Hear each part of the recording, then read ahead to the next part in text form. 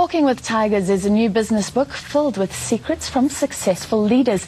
The author, Furness, hails from South Africa and is now based in London. For the past 10 years, he's been a motivational speaker working with some of the most successful companies and business leaders in the world.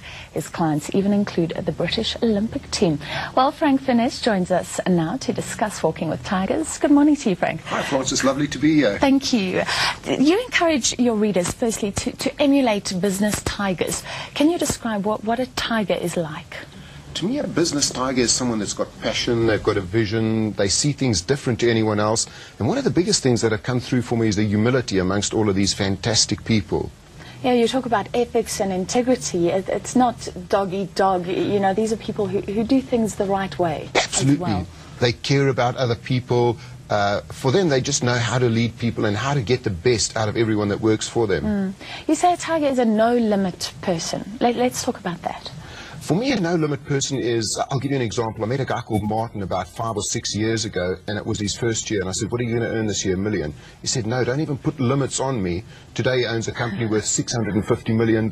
He's one of the most successful business leaders I've met. And for him, there is no limitations. The world is his oyster. I like the way you were brutally frank about yourself, about your own early struggle when you were getting into business. And the one thing that you had was persistence. That's part of it. Yeah, absolutely. Tell me a bit about your story as well, just for our viewers.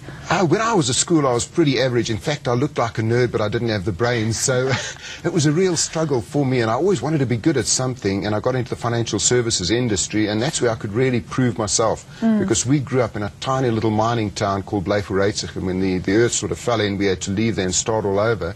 My dad started a business, turned into a really successful business, and once again we moved to England about 14 years ago, and I had to start all over. And I think if you've just got that persistence and that will to succeed, that's what makes it happen. I like in the book, you do give practical advice, and the one thing that we've heard often is write down your dreams and your goals. And you're saying that's very important. Why is it so important to write it down? I don't know, there's something about pen touching paper and going up here while we're sleeping, the mind is just working on it all the time. I've always written down goals. I was in Singapore recently and I met the ex-Mr. Universe, and he also said to me they write down absolutely everything to the nth degree, and then it sort of goes in here, the subconscious works on it, and it just sort of happens. So as I understand, you shouldn't limit yourself, you should write everything down, but then you start being practical and deciding exactly how you're going to achieve. That's it. Have a dream list, write down everything, and then start seeing which is believable, achievable, and have one huge, outrageous, hairy goal. One thing you were talking about as well is creativity.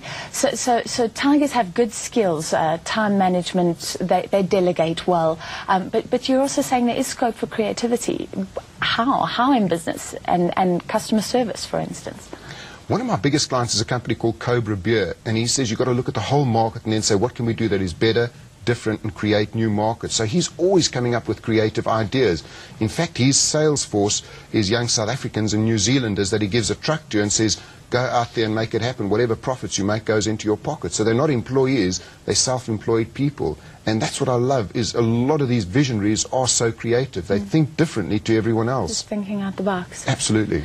Finally, we are running out of time, but also I think you look at things holistically, and you're saying you don't have to sacrifice everything for work. In fact, the tigers you've noticed have a good balance, don't they? And a holistic view where they take care of their physical and spiritual needs as well.